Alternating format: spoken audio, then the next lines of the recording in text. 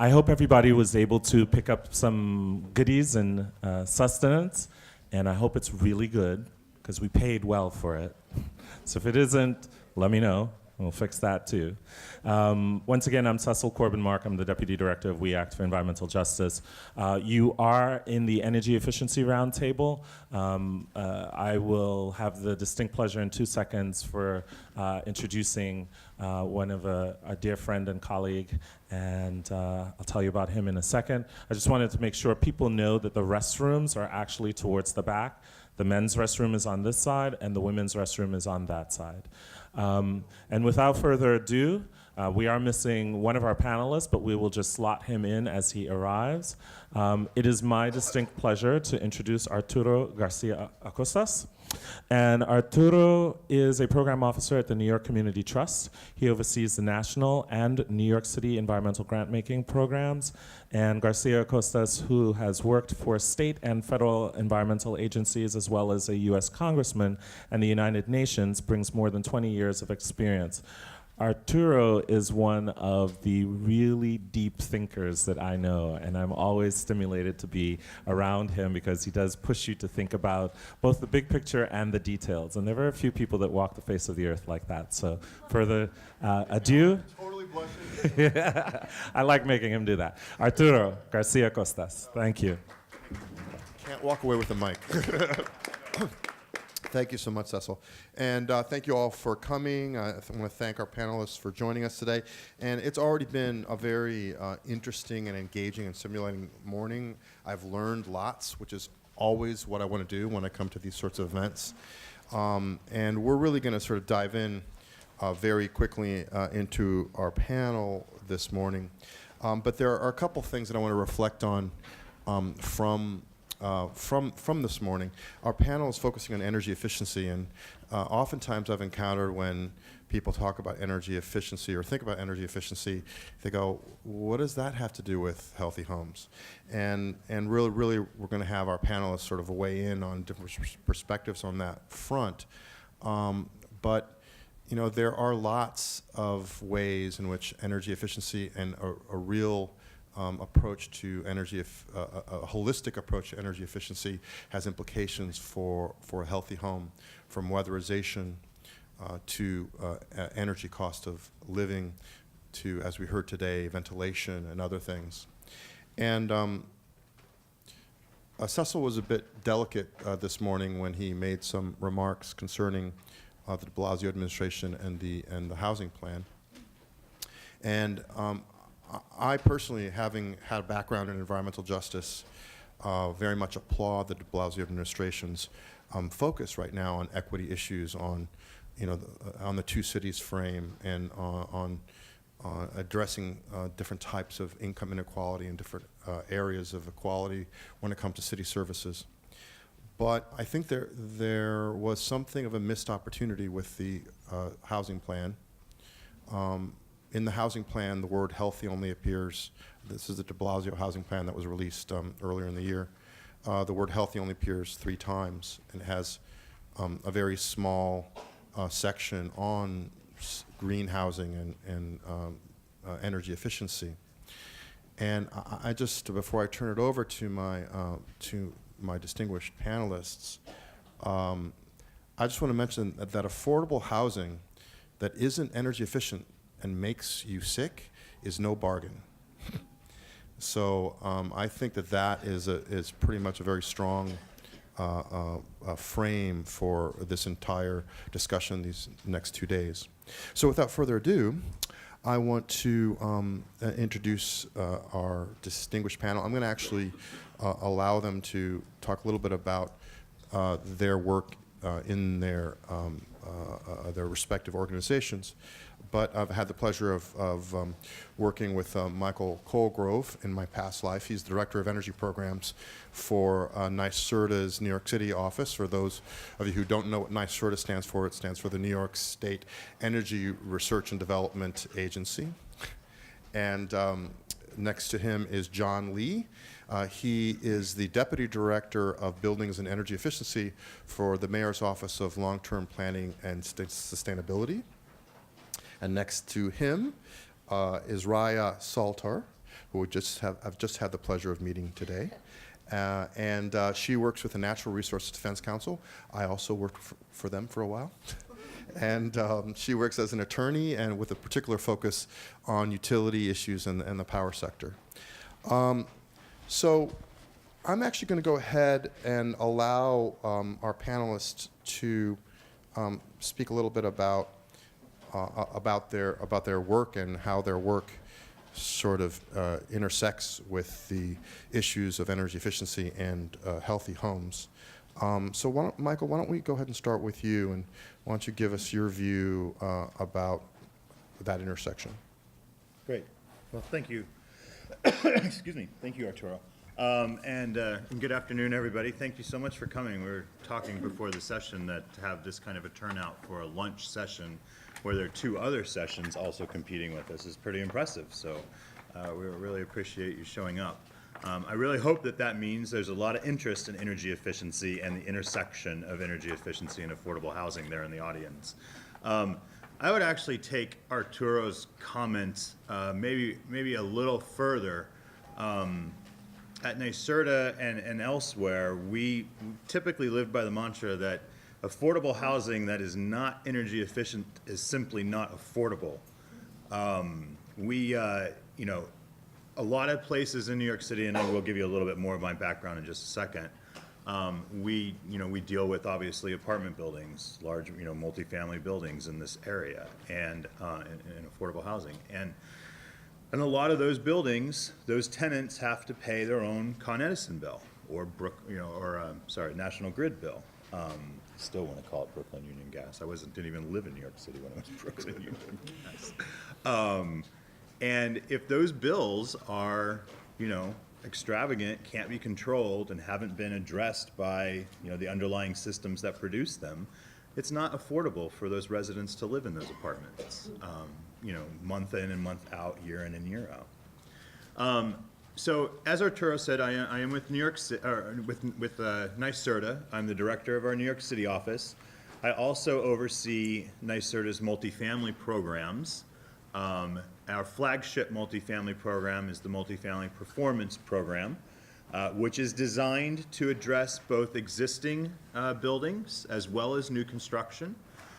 And addresses both market rate and affordable housing.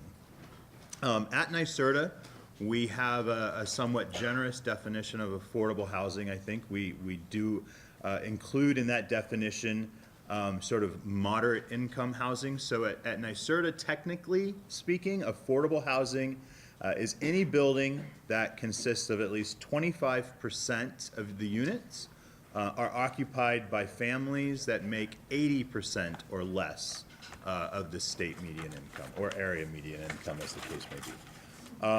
So in a lot of cases, you will see 60% as one of the definitions of that. We do raise it up to 80% and count any building that meets that definition as affordable. That said, we do tend to use proxies for a lot of cases. So if you are regulated by different housing agencies, receive different types of subsidies, or mortgage insurance product, we will also count that automatically as affordable housing. In my prior life, before going to NYCERDA, I've been at NYCERDA now almost 13 years. I work predominantly in the Weatherization Assistance Program. Here in New York City, I work for 2 different weatherization agencies, which obviously also deal specifically and only with affordable housing. So most of my career has been spent in this area of addressing energy efficiency and building performance in the affordable housing sector. And I wish I could say my job was done and we've solved all the problems that existed, but unfortunately we haven't, which is why I assume you guys are all here today. So Thanks, thank Michael. you. John? Thanks, Arturo, and thank you to WEAC for inviting me here today and to be able to sit on this distinguished panel with colleagues and friends and to be able to address you today. Again, my name is John Lee. I'm with the Mayor's Office of Long-Term Planning and Sustainability. We are the Mayor's environmental policy arm. We do everything from represent the city's position with terms of energy regulatory policy. My particular group, which is looking at buildings and energy efficiency, looks at largely the demand side of the energy equation on how we're going to get energy efficiency gains from the way that we build and use our buildings as part of a larger picture towards a citywide goal for greenhouse gas reductions.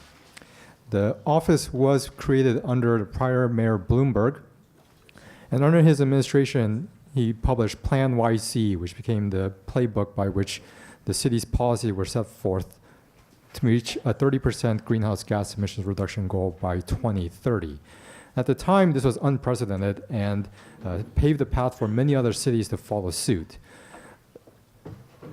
Earlier this year, actually in September of this year, our Mayor de Blasio stood before the UN General Assembly during Climate Week and also led the People's Climate March through Manhattan and made the commitment on behalf of the city that we will reduce our greenhouse gas emissions 80% by the year 2050. And this aligns with the UN Framework for Climate Change projections for what is needed from developed countries in order to avert the worst effects of climate change caused by warming of the planet and rising global temperatures.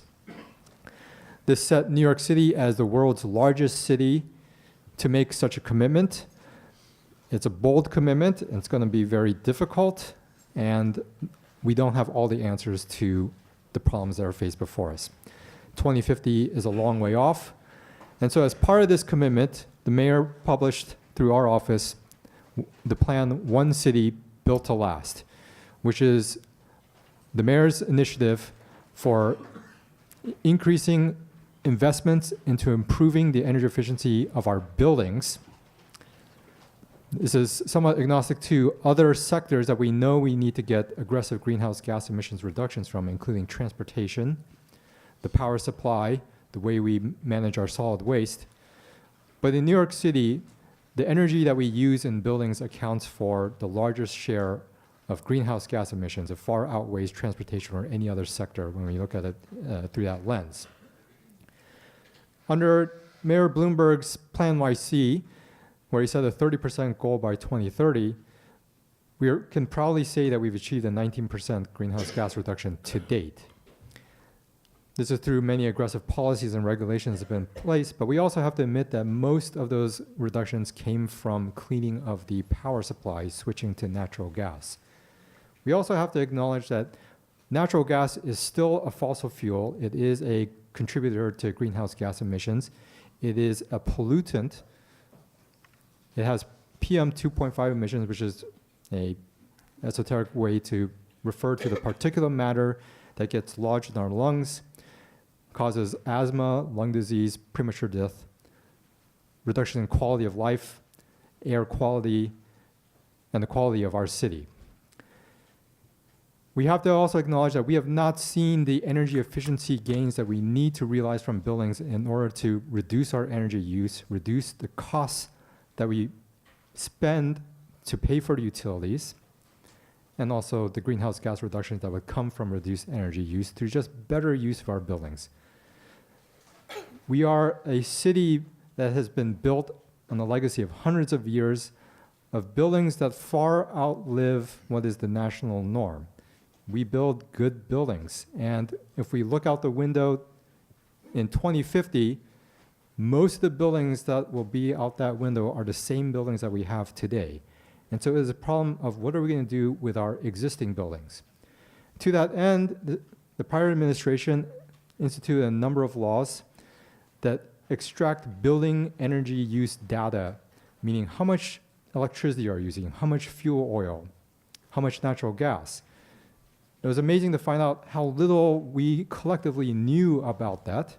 And even the utilities had disparate pieces of information. They look at meters across a building and seldom looked at it holistically. Now we are armed with this data, and so what are we going to do with it? We believe that we can, in our position of government, on one side, through the state, be able to provide incentives, cheap financing, but we also have to enable the infrastructure of a free market that takes into account energy efficiency at every turn through the course of construction spending, renovations of our buildings, and just basic operations and maintenance. So One City Built to Last is a plan to enable that. We realize that in certain sectors, particularly Class A commercial, Goldman Sachs, Citibank, They get this energy use information, and they get it.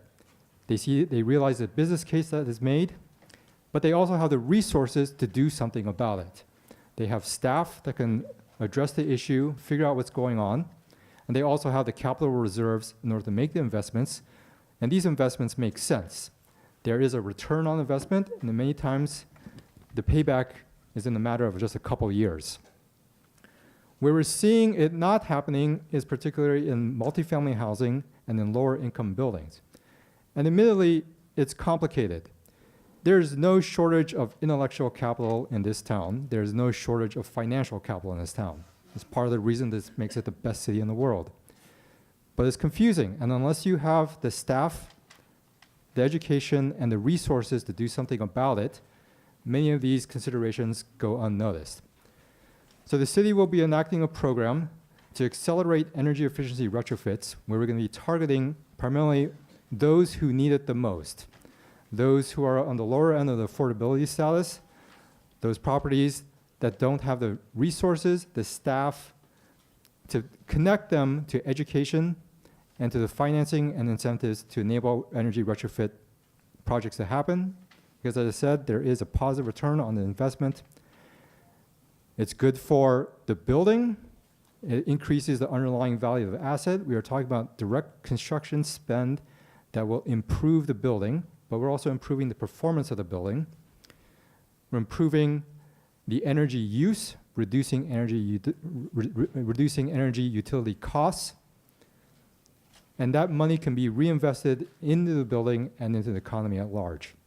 John, I think we're gonna continue focusing on that a little bit later because we want to hear more, particularly about the accelerator program, which, as you mentioned, was announced by the mayor, and its focus on low-income and moderate-income families.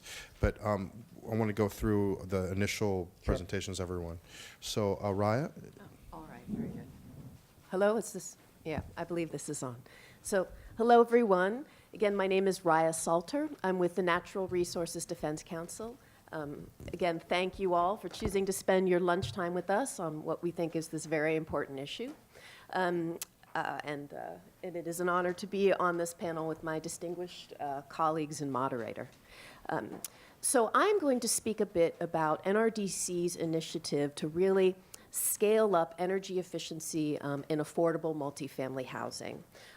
This is a 9-state emerging into 12-state initiative that really seeks to build broad coalitions to increase energy efficiency in affordable multifamily housing, specifically because we believe and understand that energy efficiency in these properties are a greenhouse gas reduction strategy, but it is also a health improvement strategy and also a poverty alleviation strategy. So we are working in up to 12 states with partners, specifically the National Housing Trust, Elevate Energy, and the Energy Foundation. And in New York specifically, we are working with coalitions. We understand that none of this work can be done without reaching out and engaging the community. That includes the environmental justice community, the building science community, the utilities, the installers of energy efficiency programs. So we are working in New York with a coalition that includes We Act for Environmental Justice, Enterprise Community Partners. I see 2 of our coalition partners here in this room. Thank you so much.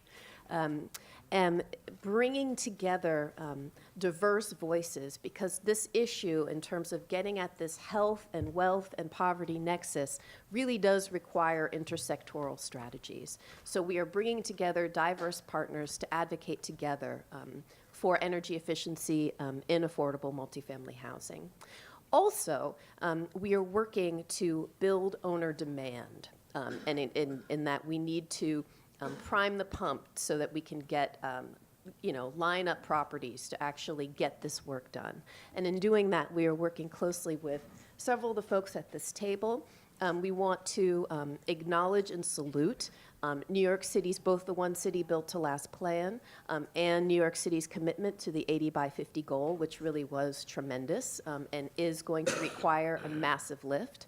And also, we salute NYSERDA's Clean Energy Fund proposals to really look at how to overcome barriers to energy efficiency in the affordable multifamily space.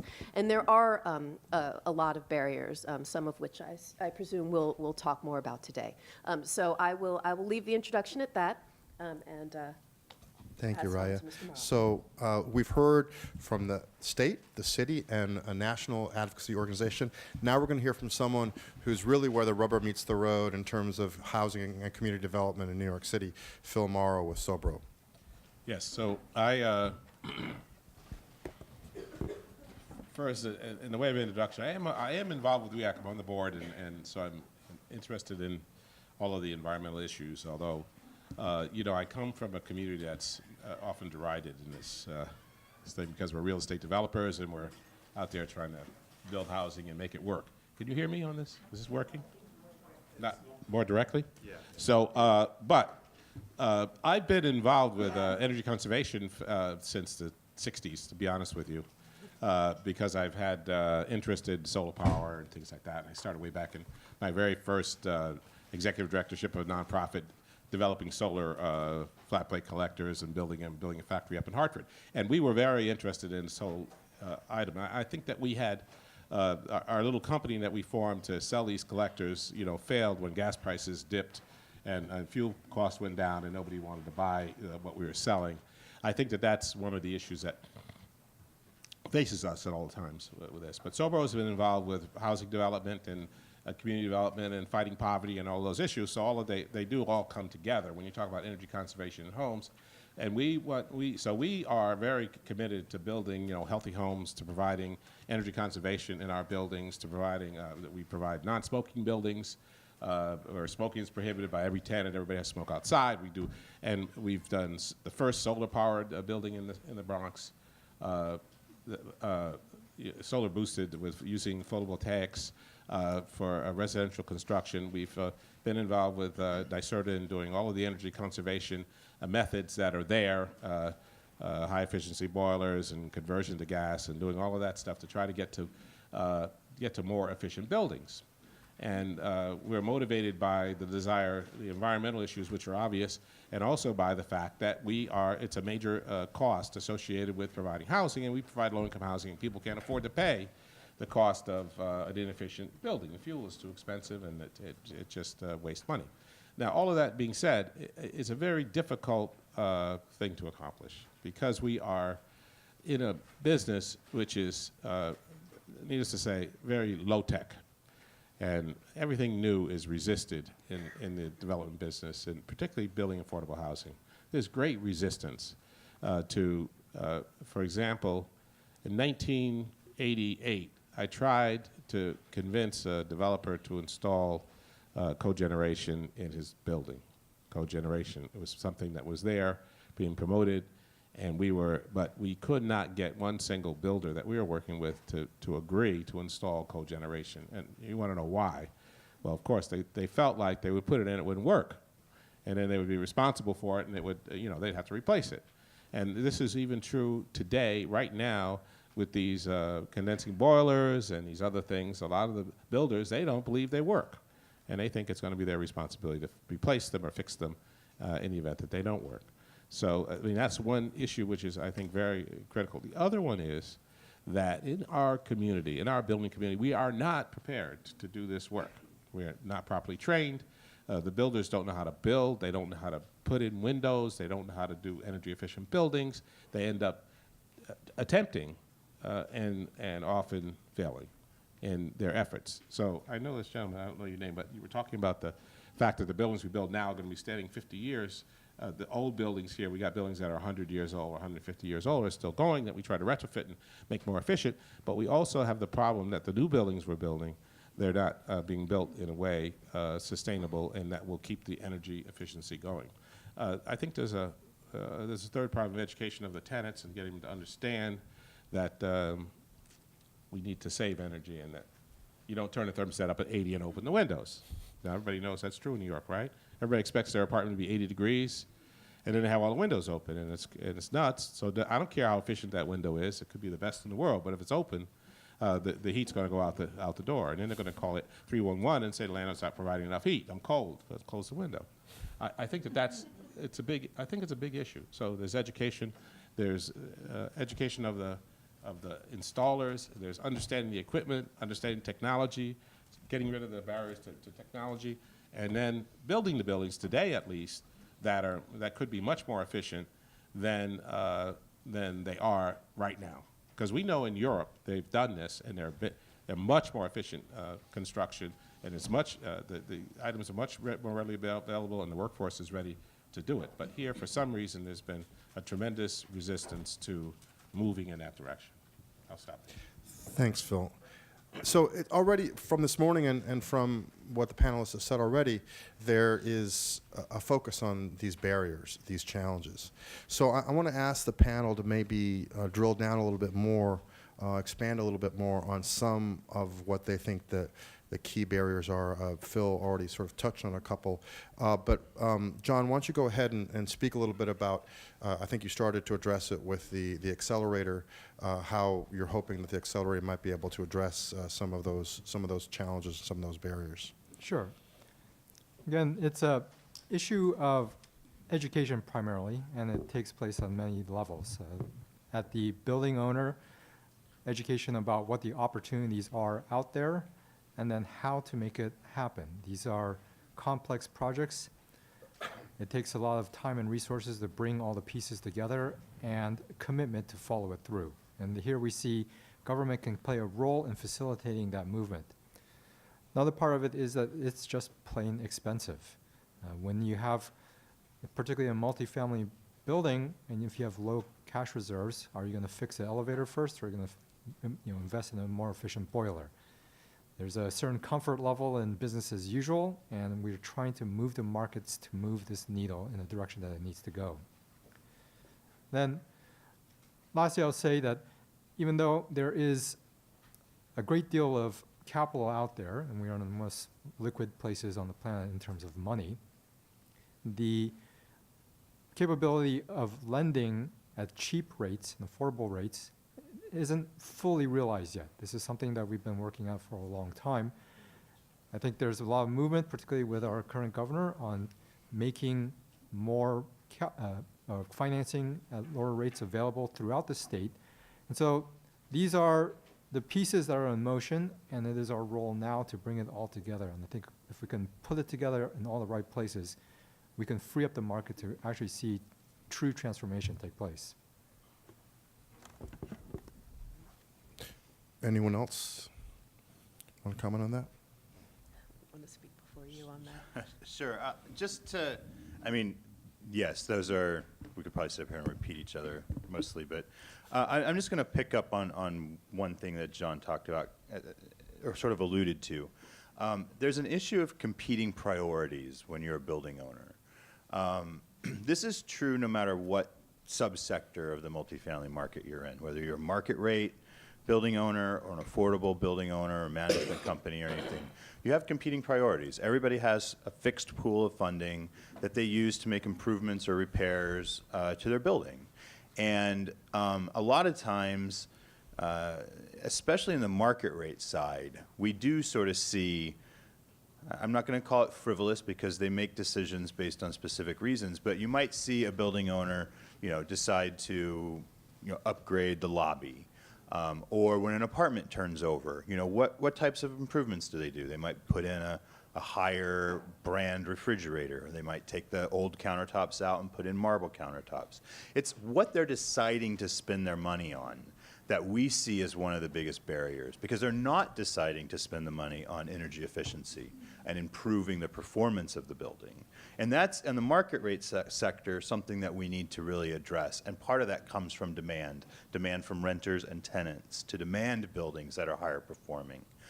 On the affordable side, the equation's not that much different, except that the pool of funding and sometimes the urgency of the competing priorities is such that efficiency really can't be an option right? If it's repair work that they're doing, maybe they've neglected, and probably not of any fault of their own, but just because of the regulatory environment they've been in and the way they've been able to set aside funding or whatever, the roof hasn't been repaired, in 20 years, and it's critical at this point that they do it. So it's not necessarily an option for them to say, well, I could do the roof, or I could, put in a higher efficiency boiler, even though I have a boiler that's probably going to last me another couple of years. So when you talk about priorities in the affordable sector, it's a different calculus because of what their competing priorities are. However, that said, I think there's a lot of opportunity there to work with those building owners in the affordable sector and make sure that when they do the roof repair that needs to be done right now, that it's done in an energy efficient way. So that when they're taking that roof off, that's a great opportunity to put down new insulation in the roof cavity or put down new fixed rigid insulation on the concrete slab.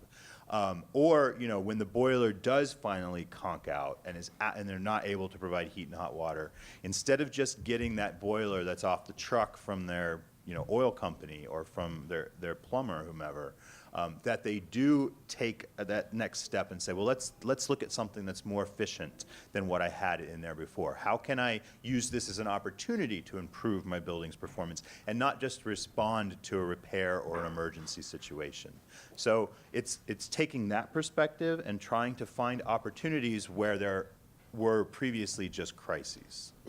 I want to chime in on the importance of green capital planning, green physical needs assessments, and really making sure that these decisions are inserted at the right time and place, which quite often in the affordable sector and the non-affordable sector can happen around a refinancing of a property, which is a good opportunity for that. I also want to speak just for a second. I thought when you brought up the open window issue, it made me think of sort of the importance of research and development in this area. Very recently, NRDC sponsored a study about this very issue, about steam in the city. And it's a critical issue both in terms of waste, but also sort of health and comfort, for tenants. And the issues are complex. However, the truth is that many of these boilers are oversized. A lot of these buildings these wonderful buildings that we have are of a certain age were built for a different time, when coal was used, and they're oversized, which is one of the reasons why. And when opening a window was something that was valued, because of fears of flu and sickness. I mean, this is really, not a 21st century building, and they weren't built to address 21st century problems. But we found that if you look at the steam system and you want to address the steam distribution system in some of the larger buildings, that you may be able to get about 10% of the carbon reductions that the city is aiming to do in the next 10 years. So it's a tremendous opportunity, but it is an extremely complex one involving education with developers and developing the kinds of protocols that would be needed to both affect these changes and also enforce these changes is a challenge, and that's something that research and development and proof of concept can address. The only other thing I want to say in this area is that some of the technology is still being developed. Maybe it doesn't work. I want to give you an example. High efficiency boilers. Okay, you go in a building, it's 20 years old. You got an old boiler. You're going to replace it with a new 80-90% efficient condensing boiler, which is supposed to reduce your consumption by a substantial amount, let's say 40 or 50%. You put the boiler in, you find out you never achieved that reduction, and there's a good reason for it. And it's because of the old heating distribution system wasn't built for the boiler, and you can't get enough heat in the apartment unless you make the boiler hotter. And when you make it hotter, you lose efficiency. If I can give you an example. If I got a boiler running 140 degrees, it's supposed to be connected to radiant heat, a radiant heat distribution system under the floor. It's a lot of heat transfer because it'll keep you warm in that situation. If you go to Europe, you'll see this everywhere. Radiant heat, the heat is under the floor. There's no radiators, and they can keep the boiler at 140. I put that boiler in my building, my tenants are screaming, they're cold, they can't get warm enough. So I gotta push the boiler up to 180. When I do that, half of my efficiency is gone. What I've been saving is gone, it just doesn't work. So I know that, and anyhow, that's one of the problems we have. And I don't think there's a single new building, affordable building built in the city of New York right now with radiant heat, because it's expensive to install, but it goes with those boilers that we're putting in. Unfortunately, we're not doing the other part of it. Most of them, we're still going with the old radiators or the baseboard fin distribution systems, and they literally do not work very well with that efficient boiler that's putting out 140-degree temperature. That's one thing. The other thing, the open window thing, I just want to speak about it because it's something that always has bugged me. But some guys come up with a system where you tie the heat to the window. So if the window is open, the heat goes off. So that works. Open the window, no heat. Close the window, heat comes back on. It's tied to the thermostat so open window means no heat. Your heat shut off, you get cold, you're going to close the window. So it's a way to keep the windows closed. And I guarantee you it'll work. But nobody, there is a couple of people here doing that now, installing these things, which it's a way to address the issue of people wanting to have all of this air coming in their apartment. And we have these new ventilation systems, of course, so you don't need to open the window to get fresh air. So you get good, clean, fresh air through a ventilation system, which is a little bit complicated, but it works. And I think that there's some experiments on this with these passive buildings. I don't know if anybody's heard about a passive building. Supposedly a building will run with no heat. Well, we have buildings being built in the city.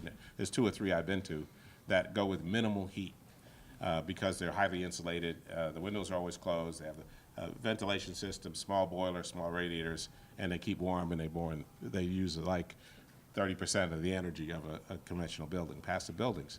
I think the city of New York, I believe, is going in that direction, pushing us to be more conscious of this, to get more highly insulated buildings, to figure out how, first of all, to build these things and to make sure that they're airtight, and then to provide the proper ventilation so people can breathe, and at the same time reduce the consumption of energy, reduce the energy that's going off in the air because the window's open or the boiler's inefficient. Thanks, Phil. One thing that struck me about your comments is this morning we heard a bit about silos, stovepipes, just the way that organizations organize their work, organize their resources. But one common thread amongst your remarks is that you really need to look at a building, what you have, in a more holistic way, sort of the whole building approach, to make a determination as to what will work and what won't work.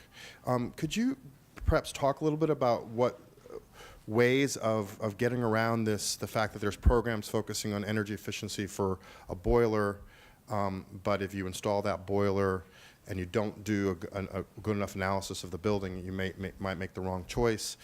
Basically, how do you avoid these silos for these programs and make sure that the technologies that are chosen for the building are really the best technology for that situation? My opinion is you have to do more research. That's what the problem is. We don't do enough to examine these things, see how they work, test them out, and make sure that they keep the promise that they made when you buy them. And I think that if people, the building industry could be convinced if there were 2 things. One, better training for the installation of devices, so people were more knowledgeable about what the equipment is and how it works. And the third is proven testing that the stuff really works, that if you buy this boiler that says it's 90% efficient, and it may be, under the right circumstances, that really if I put it in my building, it's going to work to keep my building warm. And there has to be demonstrated evidence and proof. And right now, I would say that we're mainly dealing with salesmen who are selling a product. And do you trust the salesman? Is everything he's saying to you correct?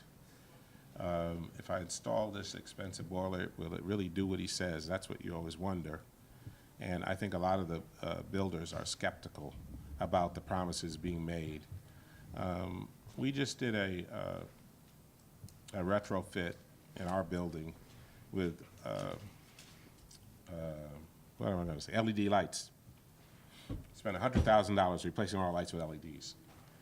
with a promise to saving of 40% in the electric bill. Now, I was skeptical, I have to say, but the guy who sold it to me gave me an insurance policy, a guarantee, backed up by an insurance company. He said, if it doesn't happen, we'll pay the difference, which, okay, that convinced me to go ahead and do it. So we did it, and we'll see if it really does what they said. But so now we're all LED everywhere, you know, which I don't know. I don't know even in the building code if the city of New York has changed it to say new buildings have to have LED lights. If they really save that much energy, we should be doing it. I don't know why we're not. I don't know if you want to address that. So I'll address that one particular question more directly. The building code is agnostic to what kinds of technology is used for the light. LED is the low wattage system du jour. It may not be tomorrow. The way that the code regulates is on a watts per square foot basis. So there's put the threshold that in general it's like 1 watt per square foot that you have, and so you can have one really bright light on an incandescent bulb way in the corner, and if it gives enough light to meet the task requirements, and it's okay as long as it's within that 1 watt. But that threshold keeps getting lower and lower to the point now where almost you have no other choice but to go towards high efficiency fluorescents and LEDs. But back to the other issue, the main topic at hand about this.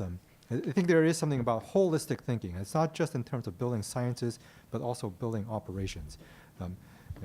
You raised a very significant point about, especially with passive house. But the success of passive house is it forces you to look at the integration of systems, the way that the envelope works, proper sizing of boiling, looking at the heat that's given off of the way that the system operates, and then bringing it all together in a comprehensive package that gets at very low energy usage buildings. And the new buildings that have gone up, built under these standards, have proven wildly successful. And we see a lot of promise in this for new construction. It becomes much more challenging for existing buildings. If I put in the best windows on the planet, my boiler may still be too big, but I didn't have the money to do that at the time. And so there's a question around construction sequencing. And then which gets to my other point, that it's not just about holistic thinking in terms of engineering sciences. It's holistic thinking of business practices. There's a disjunct between capital spend and operating expenses. And oftentimes the life cycle costing is not a consideration in the project development. In many facilities management structures, they are actually different departments that never speak to each other. It comes down to even the fundamental basis of the way many rents are laid out, where not only at the commercial level, but also at the residential level, many tenants never see their electricity bill. They never see their home heating bill. It's blended into the rent. So why should they care? And so part of getting at the business problem is breaking down those barriers that happen at the contractual level, the relationship between decision makers, but also getting at a fundamental cultural shift where we have to make everyone on the decision chain to care about this issue and make it matter. I think that's really important, and I want to definitely chime in on the importance of holistic thinking and building a whole building pathway to really smart, deep retrofits that think about not only that think about the consumption, but also to what John was getting at, is sort of where in the consumption chain does the value come actually also to the tenant. In some cases, a retrofit can reduce the bill of a tenant if the tenant pays that bill, and when a tenant does not, that monetary savings may not come through to the tenant. However, the health benefits of a better a better designed envelope, better ventilation, mold remediation is something that should also be thought of. And I'll make another statement about the holistic a holistic approach when you're thinking about the whole building pathway, and such a ambitious plan as 80 by 50 to really go after the carbon emissions in the sector. And we have to think of how are we going to find the properties that need to be addressed first? And what will the real effects be for the tenants in the community in terms of energy savings and health? And economic benefits. And there are ways that we at NRDC are working on, and we're working with also with the city and the state to overlay, to look at consumption patterns in the building stock across the city, because we've got such great data, and to think about how can we overlay some of the slides we saw earlier today, like what was being called the roach belt, the asthma belt. How can we overlay, where some of these issues intersect, and we can start to address where a fuel switch or consumption reduction will also have a health co-benefit or an economic co-benefit, so that we can help, so we can start to spend these funds and make these investments in a way that's more equal and will have the most effect for the communities that need it most. Well, I would just add, kind of pick up on a couple of topics that we just heard. I think this question about holistic approaches to building performance, energy efficiency, which also includes health and comfort and safety, is actually a perfect question for being at a Healthy Homes Summit right now. Buildings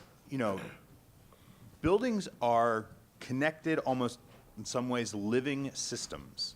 All the systems in your building interact with one another. So when you make a change to one system, it impacts your other systems. And you can one of the simplest ways to think about it is, how many of you have ever accidentally touched the old incandescent light bulbs, right? They're hot, right? They're hot. I mean, in some cases, there have been situations where they burn down buildings, unfortunately.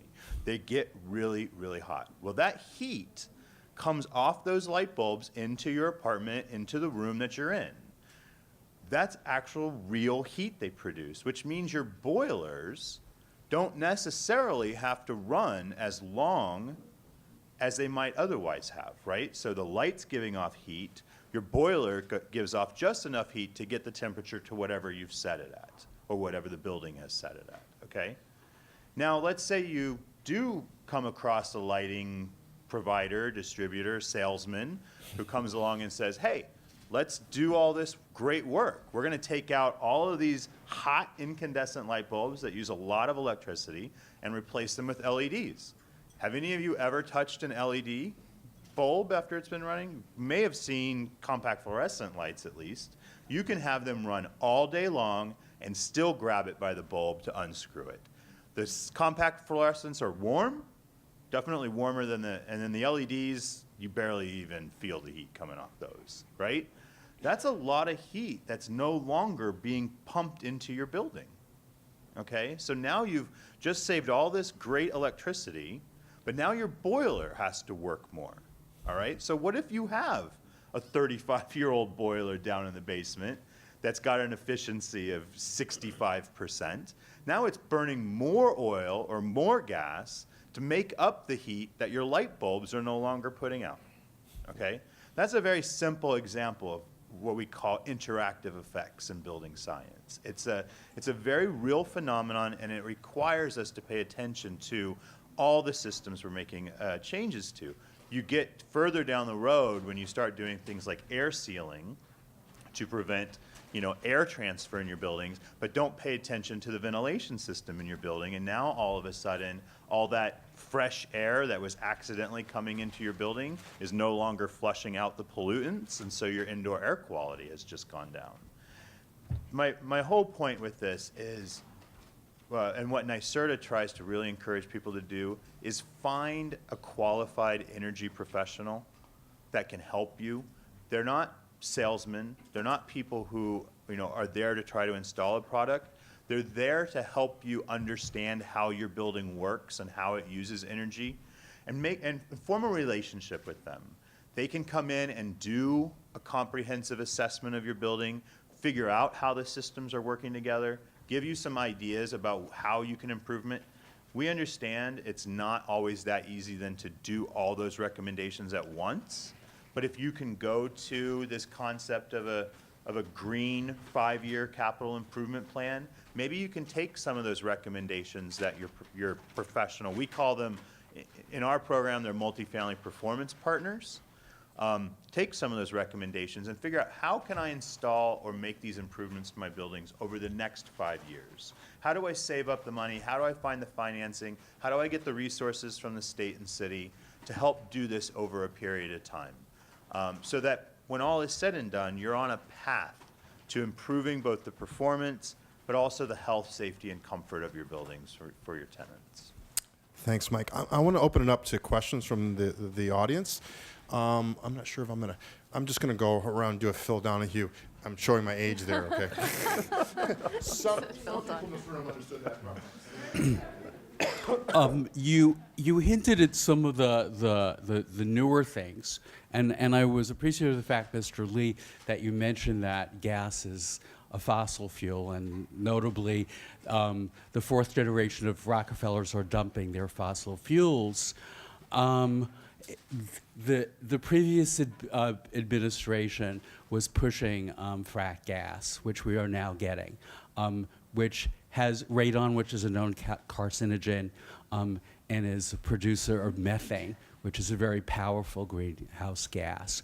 So I'm wondering particularly what the city is doing and what the state might help, or any suggestions to move us to real renewables. And two is, given sometimes costs, certainly in the insurance realm, are dropped when you do pools. So to the extent that the state is pushing things like smart grids and smarter things, should there be pools for doing the assessments and retrofits of our older buildings to bring down the cost of making the changes and doing the maintenance? I guess I'll go first, since I think I have the first part of that question. Before we even get to natural gas, we still have number 6 fuel oil out there, the number 4 fuel oil, and that's from a emissions perspective, pollution perspective, is far worse than natural gas. And so we are making great efforts to, beginning with a regulatory ban on number 6 and number fuel oils, and also programs to accelerate the conversions to lower emitting fuels. That's the first order of business that we have to take care of. And it affects particular neighborhoods in northern parts of Manhattan and the southwestern parts of Bronx. They're also adversely affected from a health perspective disproportionately by these heavy fuel oils. Natural gas is a step towards the right direction, but it is still a pollutant. It is still a fossil fuel, and it's still a contributor to the problem. And what we have to do is envision and push ourselves towards a future where we can wean ourselves entirely from fossil fuels, especially if we are to get at this 80% greenhouse gas reduction. This is difficult, and that's an understatement there. We have a very strong, robust economy built on the back of fossil fuels. Thank you, dinosaurs. Right? So it's part their of the food. solution. Right. It's part of the solution. It has to be natural gas. But it's not the end to the solution. It's a stepping stone towards a future where we are relying on clean energy production and renewable sources. To that end, the city is building out the capacity for more solar power generation. We see great headways made, particularly around the single-family homes in the well-to-do families and neighborhoods. But we should be able to realize that in also our lower-income neighborhoods too. Again, the paybacks are great. The prices of solar panels are coming down. It makes sense. I mean, we have a lot of success stories where people were able to bring their electricity bills from $200 a month down to like $20 a month, and it's because of the promise of solar power. It's not the only solution though, because we can't build enough of it for the peak 13 gigawatt demand that our enormous city commands. We have to look outside of our own borders for additional sources of renewable power.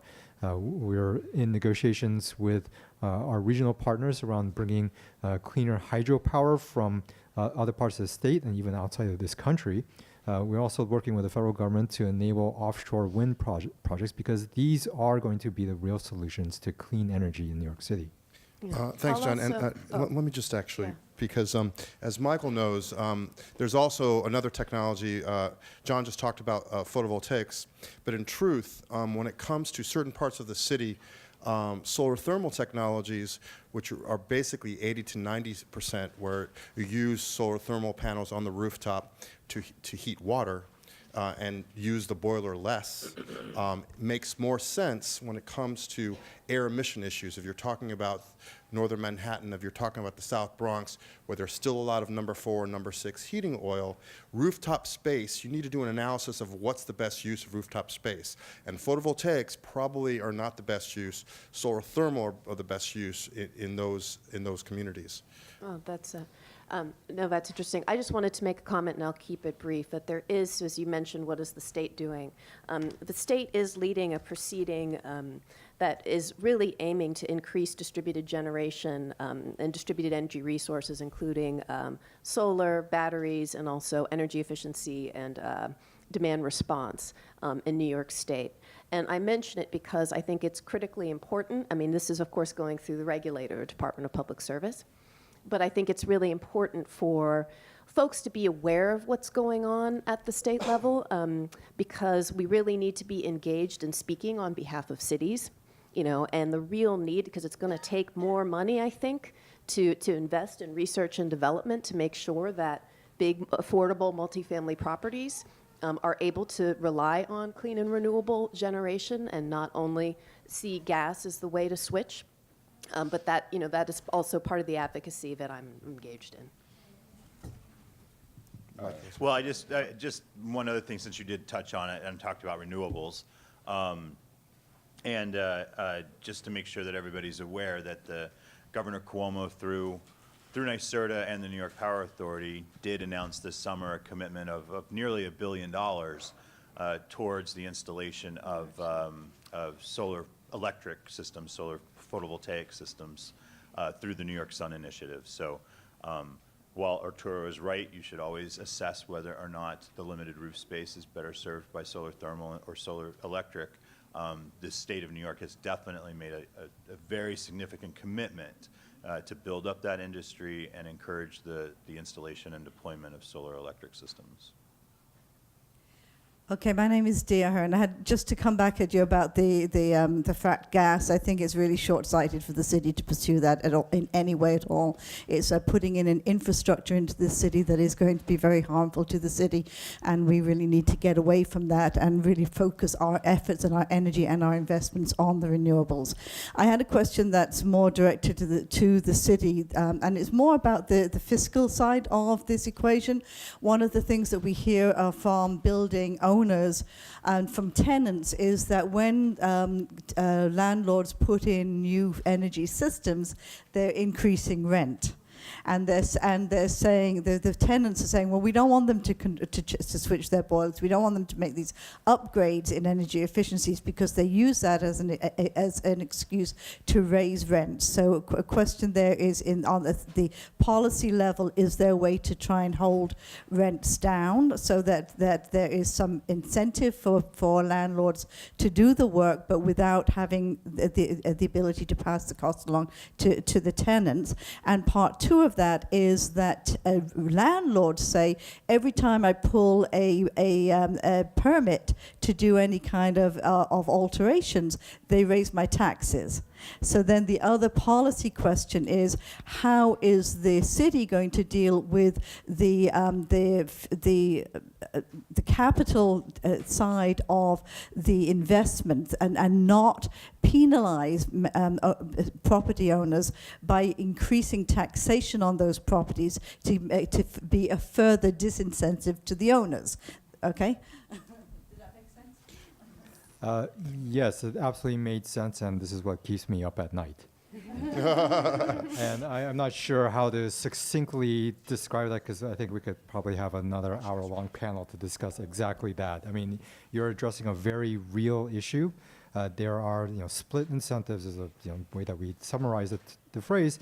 Yeah. And this comes back to what we were talking about earlier about much more holistic thinking and being able to see all the pieces that are in place. I mean, we're far too often just put on the blinders and focus on only a narrow sliver of a larger picture.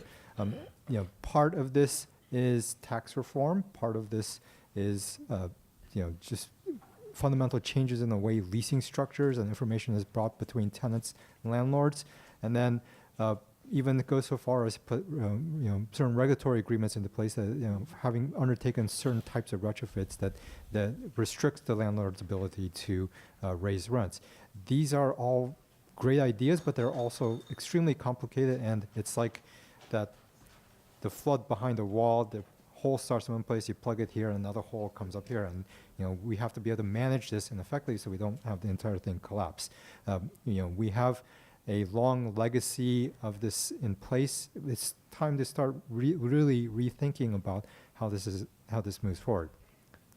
I can't say that I have all the right answers in place now. It's not only just thinking about it, but trying to take that thinking into true action. We have an engaged mayor who wants to do something about this and appreciates the gravity of the situation, not just from a climate change perspective, but also affordability for all New Yorkers.